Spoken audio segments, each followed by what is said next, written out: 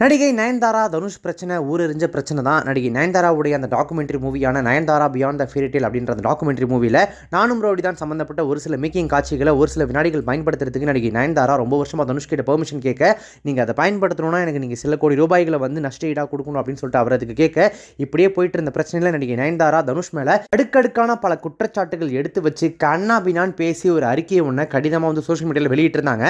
அது அந்த டைமில் மிகப்பெரிய வைரலாக பரபரப்பாக பேசப்பட்டுச்சு. அந்த டாக்குமெண்ட்ரியில் அதுக்கப்புறமும் 400 தான் சம்பந்தப்பட்ட காட்சிகளை அவங்க பயன்படுத்தியிருந்தனால பெர்மிஷனே கொடுக்காம அவங்க எப்படி பயன்படுத்தலாம் அப்படின்னு சொல்லிட்டு அதை தாண்டியும் தயாரிப்பாளரான தனுஷ் வந்து இப்போ கோர்ட்டில் வழக்கு போடுற அளவுக்கு போயிருக்காரு. இதற்கிடையில் சந்திரமுகி திரைப்படத்திலிருந்து ஒரு சில வினாடி காட்சிகளை அந்த டாக்குமெண்ட்ரியில் நயன்தாரா பயன்படுத்தியிருந்தாங்க.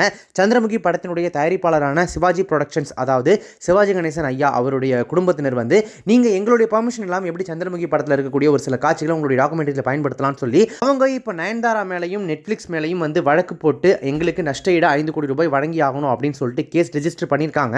இதுக்கு நெட்ஃப்ளிக்ஸ் சைட்லேருந்து அல்லது நயன்தாரா தரப்புலேருந்து என்ன பதில் சொல்ல போகிறாங்க, 5 கோடி நஷ்ட ஈடு கொடுப்பாங்களா அப்படின்றத நம்ம பொறுத்திருந்து தான் பார்க்கணும். யாருக்கு தெரியும், நடிகை நயன்தாரா சிவாஜி கணேசன் அவர்களுடைய மகனான ராம்குமார் கணேசன் மற்றும் பிரபு கணேசன் அவர்களே அப்படின்னு சொல்லிட்டு அவங்களையும் தாக்கி ஒரு கடிதம் ஒன்று அறிக்கையாக சீக்கிரமாகவே சோஷியல் மீடியாவில் போட்டாலும் போடலாம், வாய்ப்பு இருக்குது, பொறுத்திருந்து பார்க்கலாம்.